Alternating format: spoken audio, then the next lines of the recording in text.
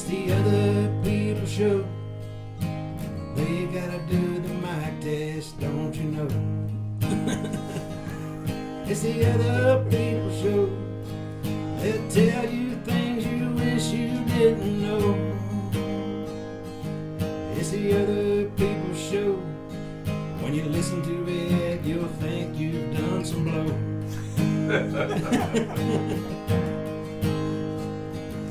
It's the other people show. We'll have so much fun, it'll go so fast, it'll never go slow. Other people So what are some of your... There's the film that he worked on. I think it came out last summer, shooting the Prodigal. Let's see, you may have to push it up The really, Prodigal. really close, right? Up a little bit. Right there. Paul Wilson. Yep, shooting the If Prodigal. If you're watching this, Paul, I'm promoting you, buddy. Yes. But, Is he a lawyer? I think he's a preacher. Okay, a in preacher. the film. Okay. I haven't actually had the pleasure of watching the film yet, but I mean, he's incredible. All the Wilsons' acting is in their blood. Yeah. I mean, of course, Patrick is, The Conjuring, Insidious. Watchmen. That was one of my favorites. I love that movie. That's one of my favorite superhero movies. He's also in a movie called Morning Glory. He has a small role, but that has some big stars in it. Harrison Ford's in that one. Yeah. Diane Keaton. Ooh, he did. He gets to grab Fargo. Rachel McAdams' ass.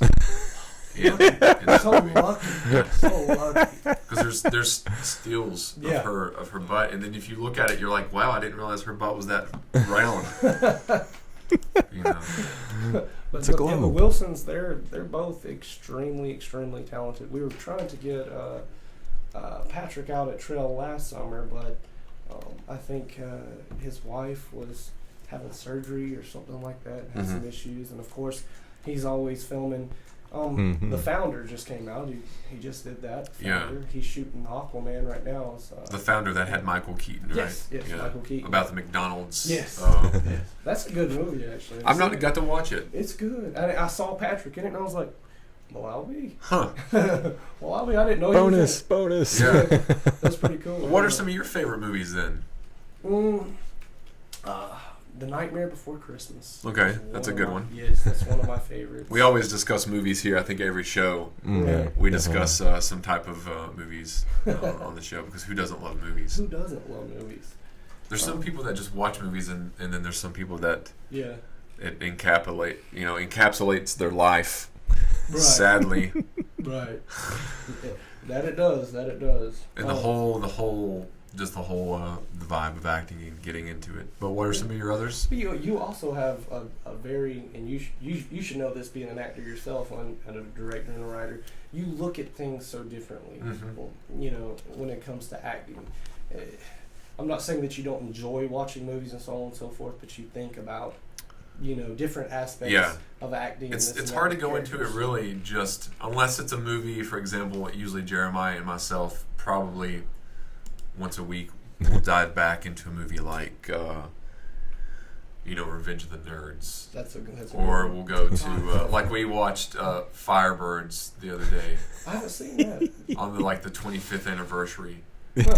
Coincidentally. Yeah, I had no idea. Not that we Not were even intentional. No, I always search IMDb during the movie, and We'll sit down and watch and be like, all right, what's the production value you think on this? And then we'll for the time, well, if it was in 90, it should do this, and talk about and the top of I guess frame. I don't know how you would say it, but each act and stuff, they all had a certain pattern. Depending on what decade it was, and then we'd sit there and just laugh at.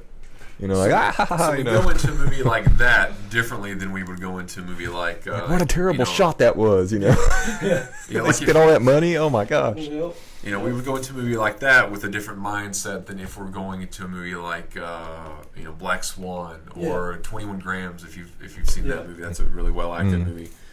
So I think I don't know if everyone goes into different movies with that kind of a mindset. But that's how I look at it. Yeah. That's how I go too. into it. Yep. And if watching a good actor, you'll get lost. You won't even, what I mean? Yeah. They are that character, and you get lost, and that's the whole premise of it anyway. Yeah. You know. Well, who is one of your favorites then? Favorite actors? One of my favorite actors. Yeah. Oh, I would say probably Leonardo. Leonardo. He is so good. Has he ever done? I'm not saying he hasn't ever been in a bad movie, but has he done ever bad? given a bad performance? Not that I've seen. Not that I've seen. I haven't seen Troll 4 or whichever one he's in. He's in one of the. Yeah, I haven't seen that one. I have to look that one up. No, he is so talented, so talented. What about you, Jeremiah? Who would you say one of your favorites? Ooh, man. Wow, that kind of took me by. I wasn't even thinking about that. Yeah, but there's just so many. But I like Purefoy, James Purefoy. Yeah. I would say he's a good one as a villain. I mean, he just does villains so well. Yep. And he had a show on Netflix called like Hap and Leonard or something, and they're just a couple of bumbling buddies that get caught up in something, and so he's not really a bad guy, but he's a bad guy. So yeah, there's just something about, and he had to do like a Southern accent, so that was interesting because he's always like some kind of proper, proper accent. Isn't he? What is he British? Or no? I don't know exactly what his nationality is, to be honest, but I know he's played, like in what was it, the Following or whatever. He had a British accent. Was that the Kevin Bacon show? Yeah, The Following. Mm-hmm. How was that show? Did you see it either? No. I watched the first season and the second one, and it started decline. Because I mean, how much can you do about what they did? You know, I mean, it looked intriguing. A serial killer that creates a cult and they do their thing and then it ends. And then they're like, well, let's have more seasons. It's like, how can you keep doing that?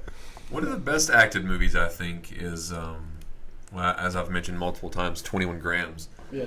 Have you watched that one before? It's a really great movie, and the way it's put together is really it's non-linear, so it's a good movie with Sean Penn, Benicio del Toro.